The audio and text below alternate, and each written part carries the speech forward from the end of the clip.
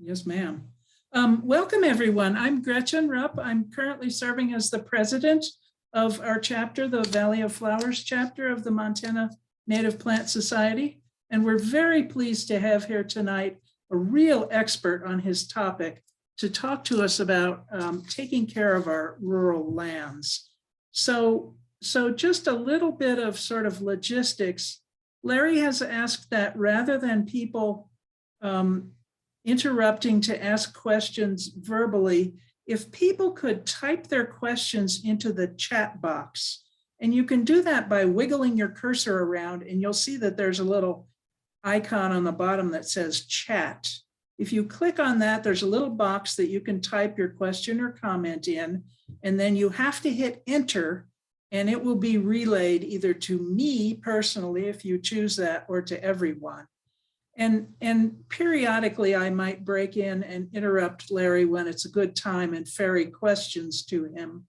But at the end of his presentation, he's more than happy for us all to unmute ourselves and speak up. Does that sound like a plan, everyone? That way we're not like, it's very awkward if this many people are trying to ask questions and we can't really see each other and raise our hands and stuff.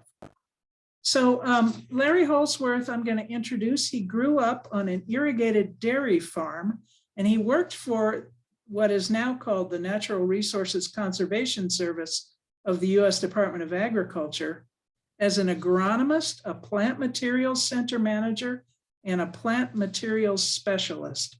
And he was with that agency for 38 years. In that capacity, he worked with landowners on soil and water conservation, on the reclamation of disturbed lands, on grazing land improvement and weed suppression, and he worked throughout the Western US. The list of states is quite long. So after his official retirement, Larry taught forages and crop identification as an adjunct professor at Montana State. He is a certified professional agronomist, a certified crop advisor, a field inspector for weed seed-free hay, and a certified seed field inspector for the Montana Crop Improvement Association. And Larry is currently serving on the board of the Gallatin Invasive Species Alliance and the board and the Gallatin County Weed Board. So you don't get many more credentials than that in Larry's field. So I'm going to ask everyone except Larry to mute their microphones and turn off their cameras, and you will see a view box up in the upper right, and you can mess around and look at different ways of viewing Larry's presentation. So Larry, go ahead and share your screen. Looking forward to seeing what you have for us.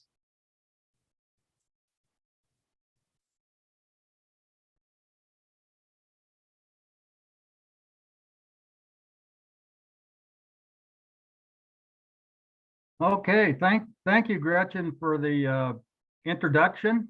And also, I would like to thank Gretchen for helping me with this presentation, kind of working some kinks out on my slide talk here.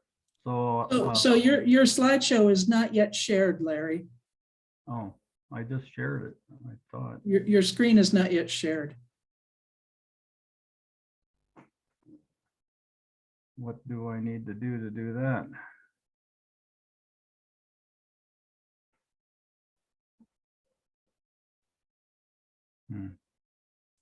The green image at the bottom, share screen.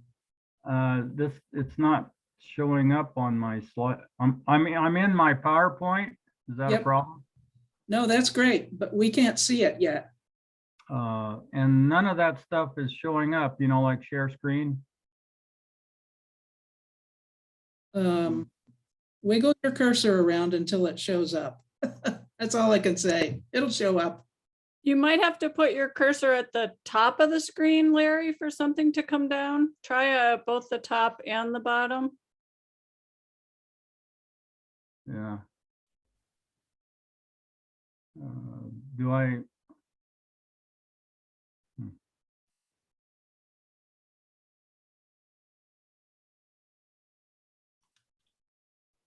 And you possibly want to put away your PowerPoint and focus on the Zoom part of it. And make sure you can see the Zoom application, and then you'll be able to share screen if you're in the Zoom application.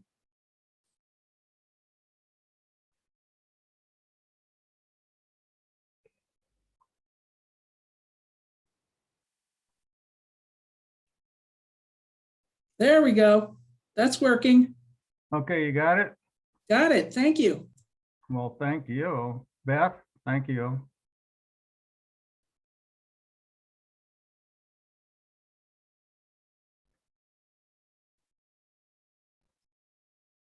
Okay, how's that? Can you see the, Great. Yes, that's great. That's great, Okay. Larry. all right, you got it? Or do I have it, I should say? Yes, Yes. we're on your first slide. All right. Well, good evening, everyone, and welcome and Happy New Year, I might say.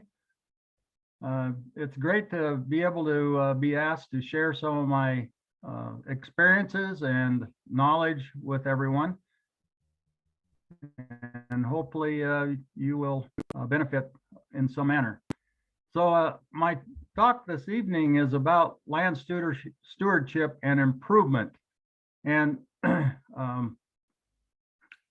guess I've tried to do this my entire career, work with landowners and highway departments and what have you about revegetation, mine companies. And so this presentation is basically, I'm going to start out about land improvement and land stewardship, and then we're going to shift gears and kind of go into how to improve your particular property for whatever aspect you might be interested in as a relative to land use, whether it be wildlife, cattle, what have you. So land stewardship, I'm pretty passionate about land stewardship in regard to that we need to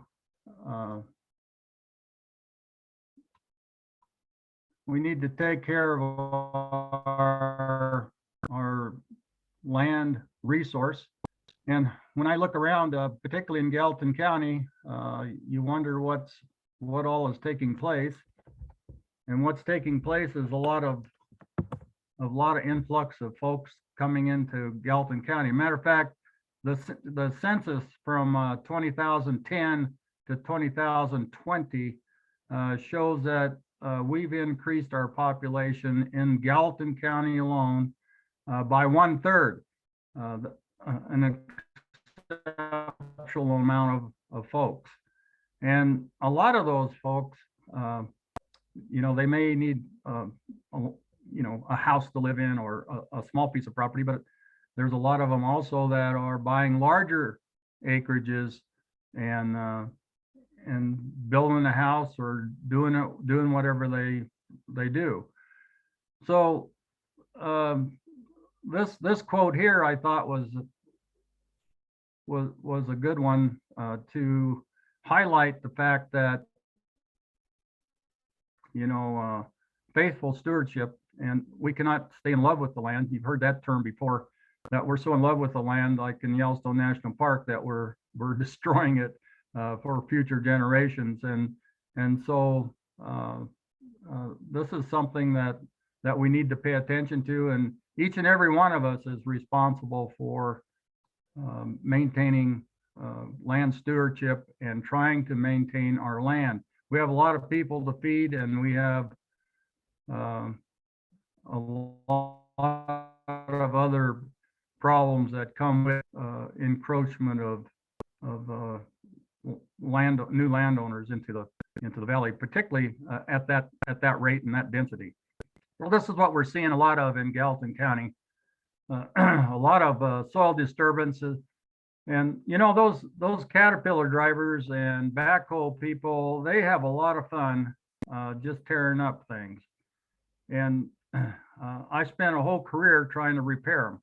And you know, I guess it's good job security. However, you can see what things look like, and it's a long ways back to trying to revegetate it with something desirable or aesthetically pleasing. The larger acreages, you see this kind of a scenario. You know, they have several horses. They you know, have the potential to overgraze their property. Non-use is as bad as overuse, and so you know, if you're going to graze this property, you need to do it properly. You need to have those horses off of that property for a period of time so that the grasses can rebound, and that's very important to maintain a plant community or a pasture or a hayland or whatever it is. In this case, this is a larger piece of property, and this is what can happen when you overgraze a piece of land. This yellow is leafy spurge, and in the foreground here you can see a lot of cheatgrass, and I think everyone is familiar with both of those species at the least. And so overgrazing it eliminates a lot of the competitive plant materials that are on that site and allows an open space. And open space means that you're probably going to get an encroachment of some kind of an undesirable plant. And in this case, it's leafy spurge and cheatgrass. And so we're talking about it's going to take a lot of effort to control leaf spurge, which is one of the toughest weeds, noxious weeds to control, and also the cheatgrass that has come into this site because of abuse, if you will. I probably should give you a definition of a noxious weed so everybody's on the same page. It's a undesirable plant that's taking the position of native plants, or it could take the position of any plant, a crop or whatever. And it impacts the net income of that property, as well as they do not control erosion like a nice stable native plant community. And they affect livestock. Which eventually affects us. You know, the greater the weeds, the less we have for food production. So here's some invasive species. I'm sure you're all familiar with spotted knapweed, yellow star thistle. Yellow star thistle is just starting to. Matter of fact, there's some sightings in extreme western Montana of yellow star thistle. And so these invasive species, they replace native plant communities. They don't hold the soil together like the native plant communities. And in doing so, then they degrade water quality because you have runoff that isn't controlled on that property, and soil particles eventually get into our stream channels, and we have water quality problems. We have aquatic problems. It decreases the land value and production, and it definitely increases management costs if you're going to try to control them. So land stewardship is the bottom line, and we're trying to avoid the abuse of our land, the overgrazing, or the non-use even, that causes invasive species to encroach upon our properties.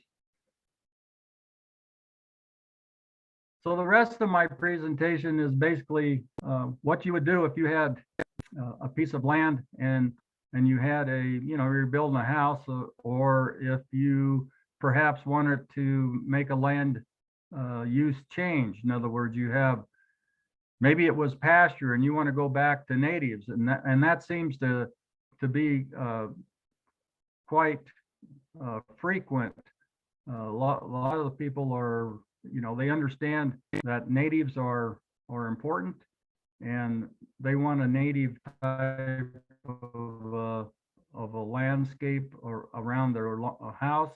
A lot of them want to convert forage crops into native rangeland, and obviously it's more sustainable. It's more aesthetically pleasing because then you have the opportunity of plants encroaching on your site, like maybe sagebrush, or maybe some of the native wildflowers that would eventually encroach on your site from adjacent property that's properly grazed. So this is an outline of what I'm going to talk about the rest of the evening here, and the steps in revegetation. And I'm going to take each one of these one at a time and go through what each step means. And also at the end, I'm going to provide a case study of a piece of property that I had worked on, just, if nothing else, just for review. So the first thing is you assess, what do you want to do with your property? This is a native landscape. Well, it's a very beautiful native landscape, and there's a lot of people that would like to revert back to this type of a landscape. Where you have native grasses, you have perennial forbs and shrubs that really enhance the area. And so this would be a native type of a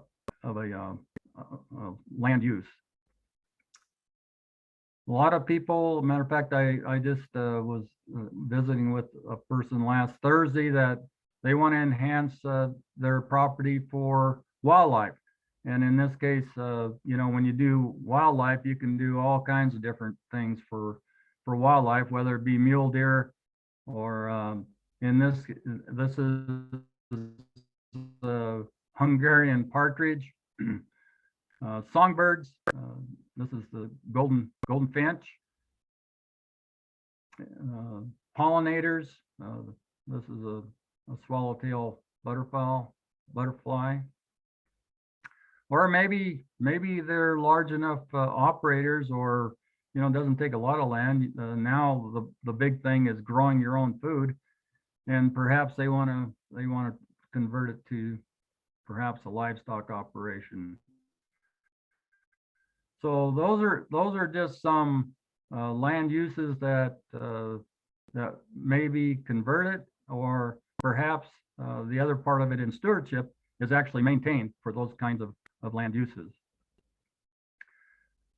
The next thing is you want to know your site. So you bought a piece of property, you want to enhance it, improve it, or maybe it's been abused and you want to change the land use totally. Maybe from a pasture, an introduced pasture, to a native rangeland or something, or maybe a wildlife type planting. And so this is a prescription for how you perhaps start with that. And you start by knowing your site. This particular website here, Web Soil Survey, is an excellent site to refer to get your soils information. And the soils are the most critical resource that we have to maintain. We have to make sure that we preserve our soils, because that is our sustenance as it is today. So Web Soil Survey, you can go in there and you can go to that site and you can put in your legal description, which is the township range section, and you can bring it up on the screen, and then you can find your particular parcel of property. And then you can click on soils and it'll provide you with these soil mapping units. And each one of these mapping units is tied to a a soil type. And so you can look up the soil type. You can see if it has any limitations of what type of soil it is. Is it sand, silt, or clay? Whatever it might be, it will tell you what that is. So soils are important in our revegetation because it took a long time for our topsoil to get to where it can support a plant community. And in this case, they dug a basement, and you can see that in this part of the world, there's a lot of calcium in the soil, so it's kind of a whitish. But our topsoil, this is our topsoil here, this is our topsoil there, and it has organic matter. It's been in place for a number of years and actually transposed into a good growing media for this native plant community that was growing on it. So it's very important for us to think about when we disturb a site like this, that we salvage the topsoil.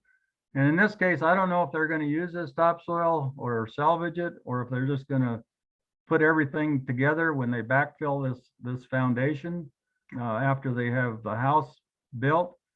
But if they could keep this topsoil and utilize the subsoil for backfill, and eventually put the topsoil on top of the subsoil like it used to be. I mean, not in the same manner, of course. It's all manipulated, but at least you have in this topsoil, you have a lot of things going for you. You have actually organic matter. You can see it's a lot darker colored, and you have a seed bank of native species. In this case, native species from this piece of property here. So you have seeds and plant propagals that can establish on your backfill, on your property around your house. So the next point is that we need to take care of the competition.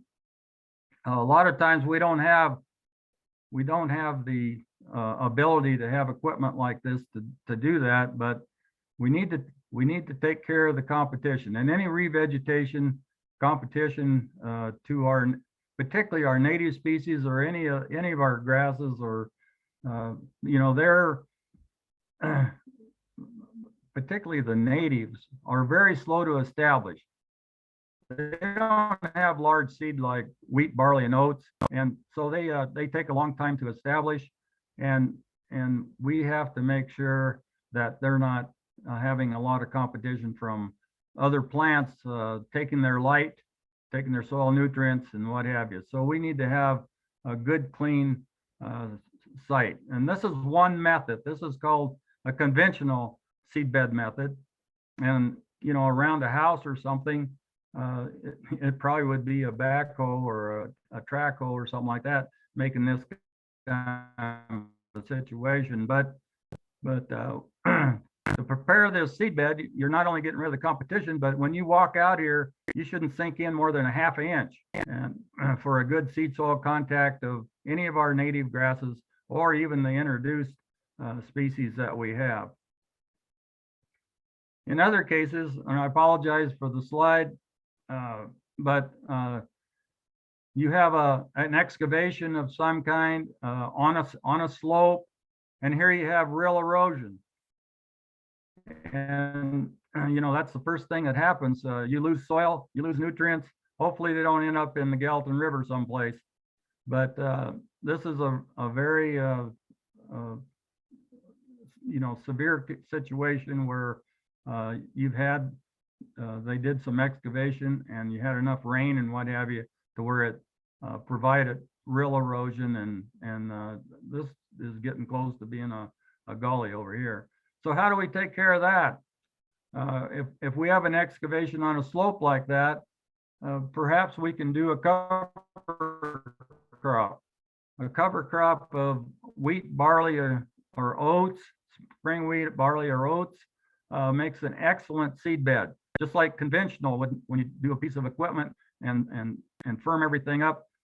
This particular, what they call stubble, provides an excellent seed bed for seeding, a new seeding of plants, particularly when we start out with grasses. We start out with seeding that with grasses, and it provides a good niche, a good catchment for our seed to establish. And you got some protection there. The other part of the web soil survey, and I'll just kind of go backwards a little ways, but this is out of the web soil survey as well. So if you went in there and you asked for rangeland or forest vegetation classifications for that particular soil that we looked at earlier there, you could come up with this type of a table, which is has the soil, the map unit and the soil series, and it will tell you then what type of native plants might be might grow on that site, or that do grow on that site. This is an inventory of relic species that actually grows on these types of soils. And so, and it even has the percentages of them, of the remnants. You know, they go to relic sites and they find that these are kind of the percent by dry weight that those plants occur on that particular site. So you can take that then, and there's your species that you can grow on that site. Now, we recommend getting the grasses established prior to planting, like lupin, or here we have a yarrow, sage, shrubs.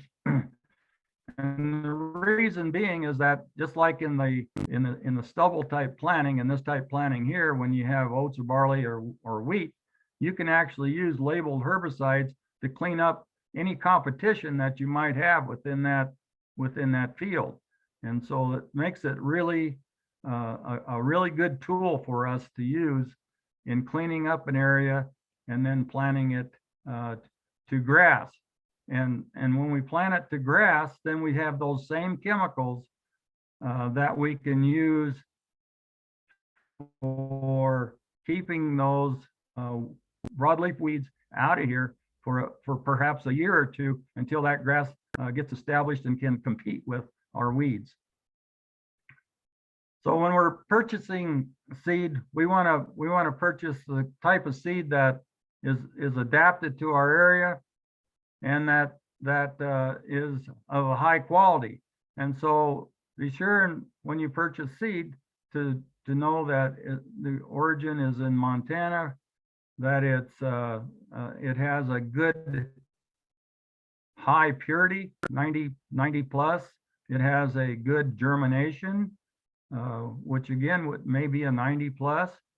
And so you want good quality seed that is adapted to your area. And if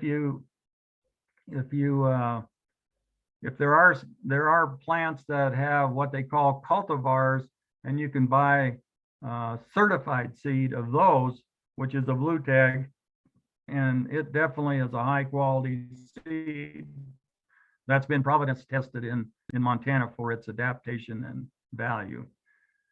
So in that stubble planting, and I know everybody doesn't have this type of equipment. This is a Truax drill, and for a stubble planting, when you have residue, you need some kind of a drill to place that seed at the right depth. I mean, that's why we go to all the trouble of firming a seed bed or planting into a stubble type planting, is to have a good firm seed bed.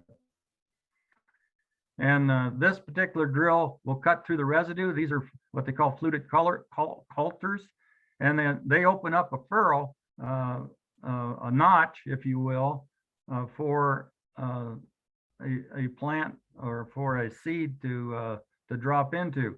And this is the back part of that. These would be behind those rolling coulters. And this is a furrow opener, and it's a double disc. You can see the disc here, and then it has a depth band. So it's only going to plant our grass seed, our shrub seed, that 1/2 inch deep. And that's very important. The other thing that's important, you don't leave that furrow open to dry out. So you have this packer wheel that comes right along behind, and it closes that furrow. Some cases we don't have the luxury of getting equipment on a site. And this particular site here was a timber harvest site that the landowner wanted to seed back to forage species. And so the winter is a good time to plant those, because this site here, a skidster went in here, and you know, this is not firmed soil. It's rough. It's a rough area. And so you plant it in the fall so that by freeze thaw, snow melt, etc., the seed will get into the right niche to get established. And we've had good success with this method.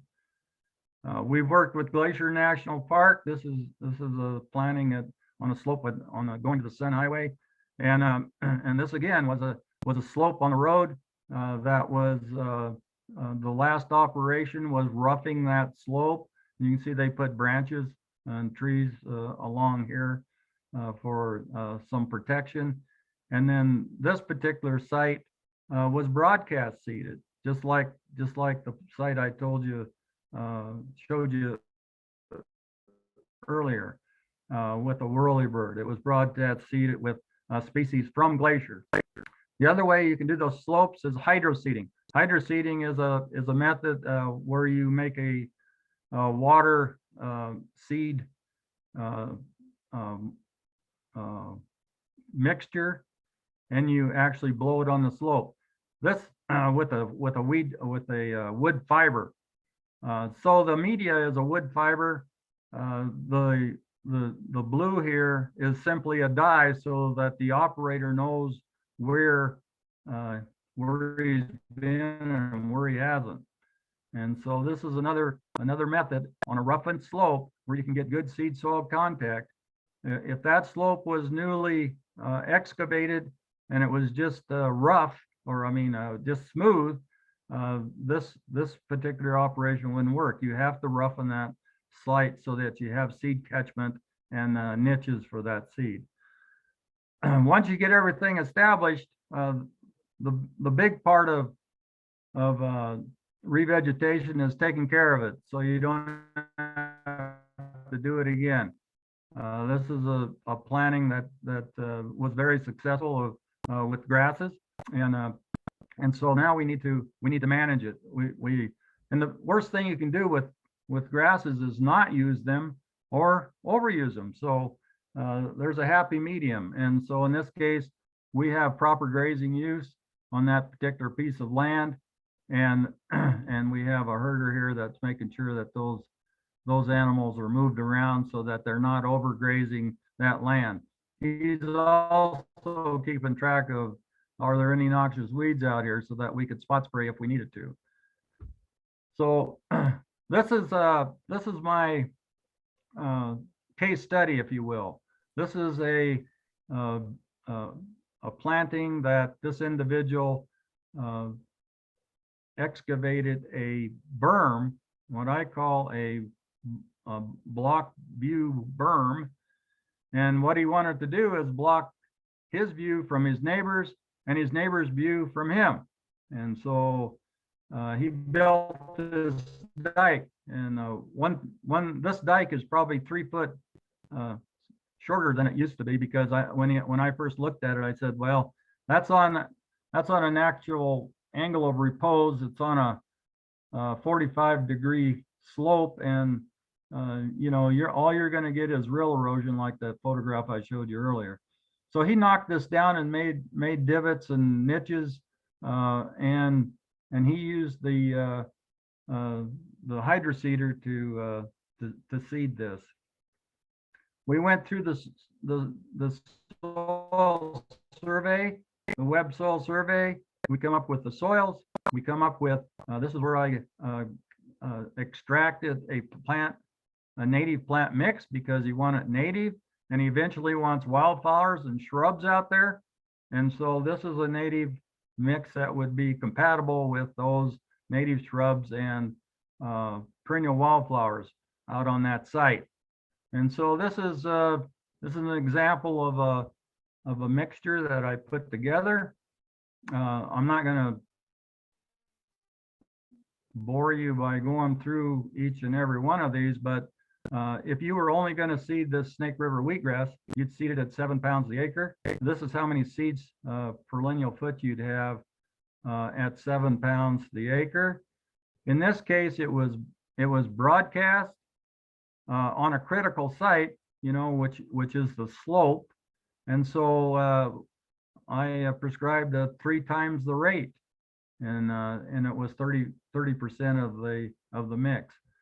And so I can't show you all this information here, but that seeding is just only grass. Again, we need to get the grasses established so we can clip it, use the chemicals that are labeled for grass in order to control broadleaf weeds, and then we can incorporate the shrubs and the wildflowers into that at a later time, once the grass is established and we have the weeds under control. The other thing he did, and this was the same year, this was a fall planting, again, because it's a roughened slope. It's not like that first picture I showed you of a good firm seed bed with the equipment and everything. This slope was rough. It was just the grasses were, or the slope was constructed with the backhoe, and so it was just rough, and so that was good for seed catchment on the slope. And you can see we ended up with a pretty good stand.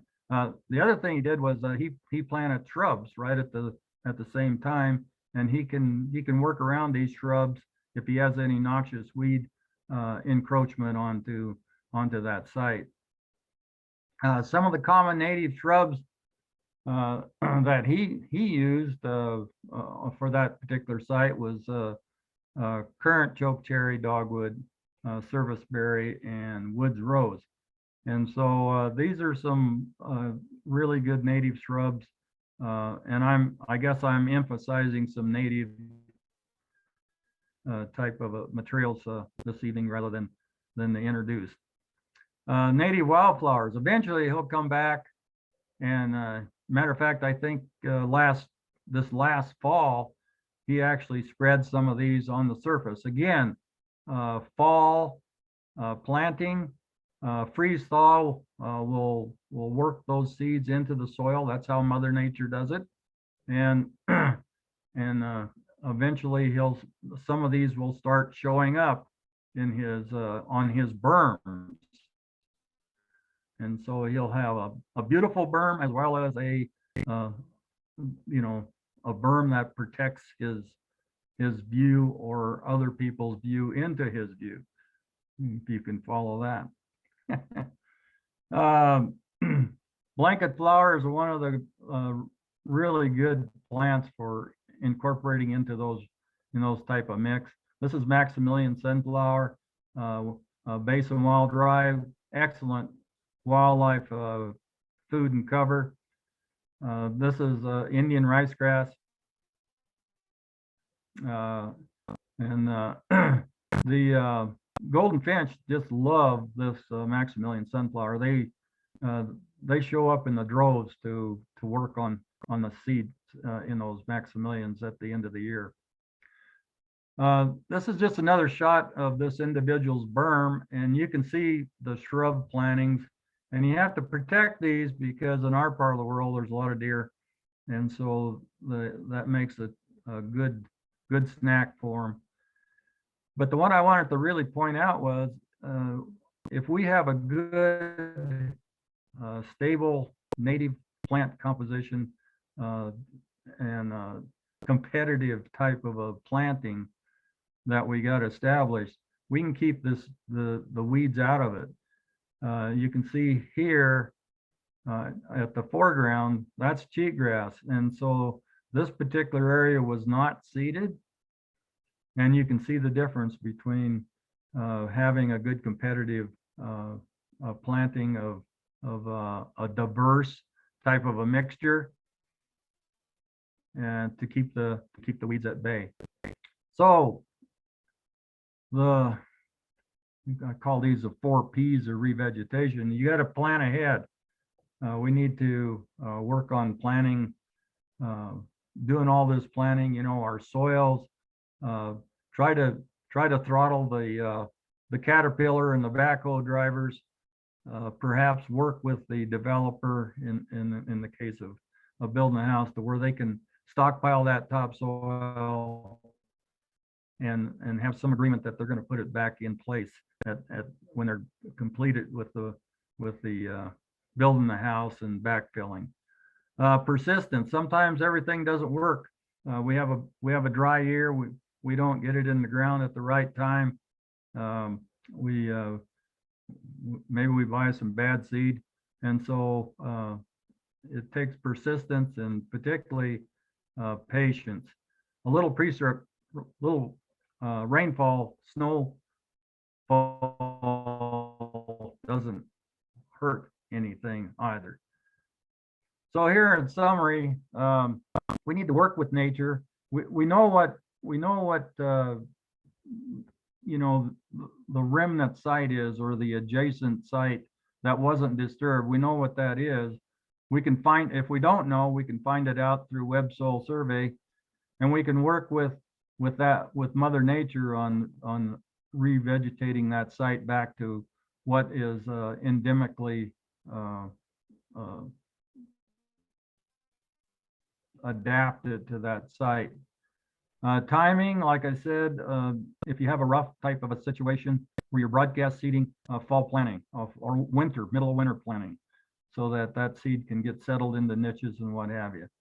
Know your site. Here, you can go into web soil survey and find out about your site. You can find out about what the plant community that normally 1,000 years ago, maybe, no, not 1,000, but anyway, what is adapted to that particular site. Plan ahead, I already talked about that. Protecting those new seedling and the established planting is really important. And in this case, I'm talking mostly about spot spraying weeds, and or you can mow it. Actually, grazing, light grazing after a year of establishment, as long as they don't pull up the plants, is a practice that can be used. And of course, practice land stewardship. In other words, you got to take care of it. You have to take care of the land. And hopefully, through this presentation, it's nothing but common sense and patience. And I think we can all sign up for that and try to get our whatever we're trying to do back to where it was. These are some what I call friendly references that that are available. Here's the web soil survey website. The seeding mixtures you can find in with the technical ecological sciences at the NRCS. This is an excellent book publication for weed management on small acreages. Here's how to choose a good pollinator mix. That's from our Plant Material Center in Bridger, Montana. And creating native landscapes in the Rocky Mountain regions is also available from the Soil Conservation Service. So, so I think that concludes my formal presentation here, and I'd be happy to entertain some questions or some comments or things that I forgot to mention. So are you still there? Yes, yes, we're still here. If you would stop screen sharing, we can do more of a conversation and we can see your face when you answer our questions. Can you stop your screen sharing up at the top?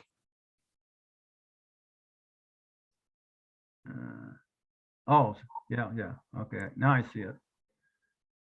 There we go. There you are. We have a couple of questions, Hi. and I'm inviting people to type into the chat box, or when things fall silent, go ahead and unmute yourself and ask your question. But Larry, quite early in the presentation, you said that it's possible to underuse a landscape, and that would be harmful and allow weed encroachment. Could you elaborate on that? You bet. There and you'll find it in the literature, what they call decadent plants. And these are plants that haven't been utilized. And, you know, in particular grasses, they need that stimulation. They need to get that old residue removed, either in the fact of grazing, you know, the year prior, or after grazing, you know, clipping, let's say, for example, and to stimulate the vigor of those plants. And you know, our agrarian systems have been utilized for eons of time, and that's why you know, that's why they're good, they're vigorous, and that's why we have the diversity of species within those systems. And so a plant needs use, but not abuse. So another question is what's the availability of these seeds? You really homed in on things that are Montana specific. What's the availability of Montana grown seed? Yeah. For things. Well, that's a great question. There's you know, one of the jobs that I held was working with the Bridger Plant Material Center at Bridger, Montana, which is part of the USDA in our Natural Resources Conservation Service. And that center was started in the late 70s when the mine reclamation or coal mining started in eastern Montana, coal strip in particular. And one of the reasons it was started was because of the laws, in this case, SMACRA, and Surface Mining and Reclamation Act. And it required that those mined areas, those strip mined areas, be reclaimed to native species. Well, in 1970, there weren't any. And that was a job that the Bridger Plant Material Center took on in the late 70s, along with the conservation districts of Montana and Wyoming. And there's a number of plants that have been selected, and actually the seed of those plants are commercially available on the open market for purchase. And so I don't know if I need to give any specific seed dealers, but there's seed dealers in the state. If you ask for Rosanna Western Wheatgrass, or go on to a website and ask for Rosanna Western Wheatgrass, they have seed available, and it's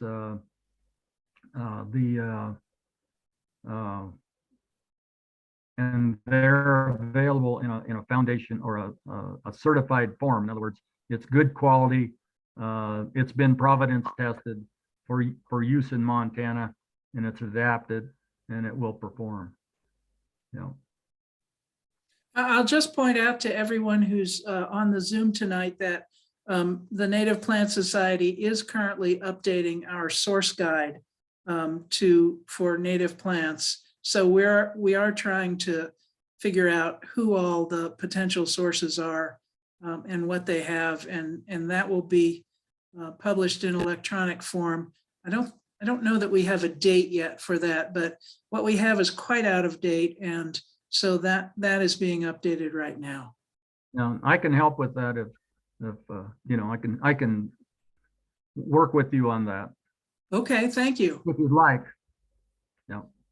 So we have a question from Angie, and she said, Larry, you listed blue elderberry as a useful native shrub for planting. She has seen this more in the Pacific Northwest and maybe near Missoula, but would it thrive in the Bozeman area?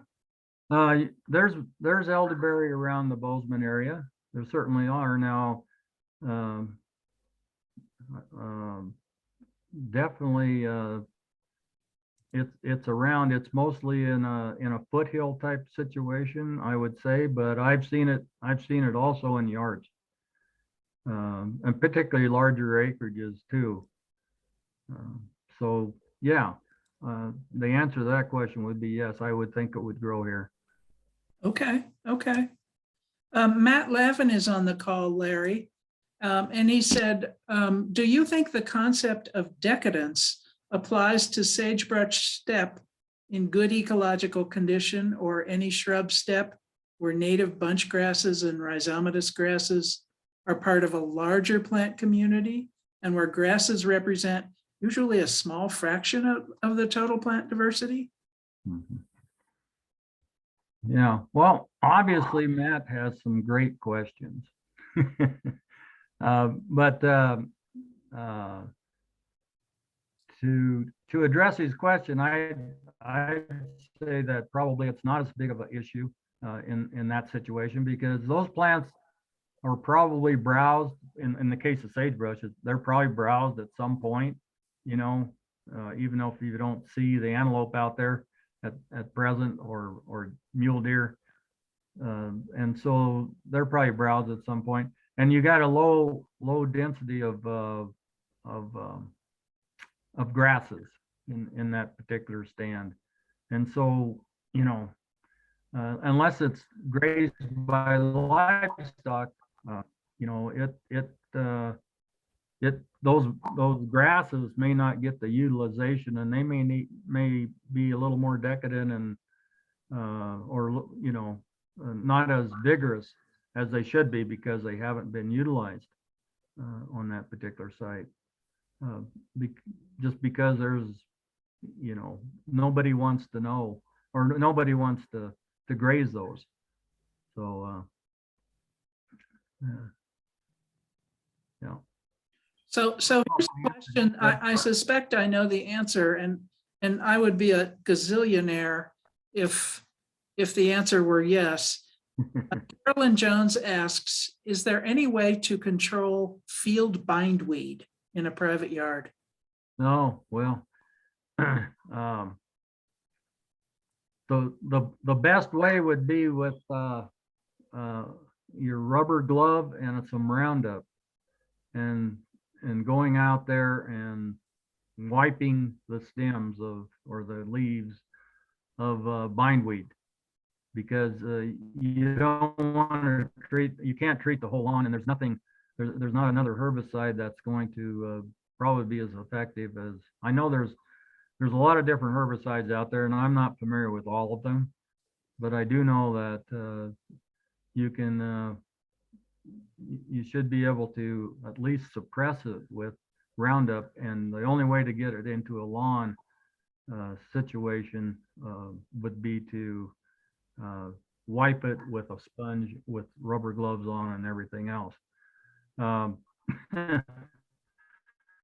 Years ago, the Montana State University had a pit that was, I can't recall how deep it was now, but I know we took a ladder down into this pit, and a guy which most of you probably remember is Dr. Pete Fay. He had planted different noxious weeds around the perimeter of this pit, and he had put plexiglass up inside the pit to monitor how deep those root systems went. Bindweed was one of the deepest root systems within that pit. It really surprised me how deep bindweed can root. And the other thing is that when he did treat that with bindweed with a chemical, sometimes it only treated a section of it, and there was a little bitty section that perhaps it wasn't affected by the herbicide, and I'll be dang if it didn't grow back up. And so it's a tough one. It's I guess persistence is the only word that I could tell you to keep persisting with it. Bindweed's a tough one. Yeah. Your other P, patience, comes into it too. Yeah. You got to do it year after year. Year after year. Yeah. Yeah. Beth has pointed out in our chat that the source guide, apparently it looks like there is a new draft of the source guide that is up already. Oh, cool. Of Plant Society website of last month. I haven't seen it yet or heard any publicity about it, but that is a big deal if we have an up-to-date source guide Yeah. for businesses that sell native seeds and plants. You bet. Well, and customers that want to utilize it. Yeah, right. John Sidaway has asked Larry whether you could speak about the number of species that you would recommend in a seed mix in relation to keeping costs at a reasonable level, but also having some success with the planting. Yeah. Yeah. And that, my example is probably a bad example because I actually put a number of, I forget how many species are on there, but probably too many. But I would say in the neighborhood of 3 to 5 is probably adequate when you're starting out with grasses. And some of those other ones, you could probably incorporate later on just wildflowers if you wanted more of a diverse mixture. But yeah, 3 to 5. And what you get out of that is, for example, slender wheatgrass, thick spike wheatgrass, blue bunch. If you just got those established, a western wheatgrass, let's say there's 4, and you've got those are fairly rapidly establishing in relation to native species. They would control the erosion, establish on that site in the meantime while you worked on trying to get some other species established in there. But those 3 species would control erosion, become established, and provide you with a nice cover on that site. I'm out of questions in the chat box. If other folks still have questions, why don't you go ahead and unmute yourself and put your questions to Larry now?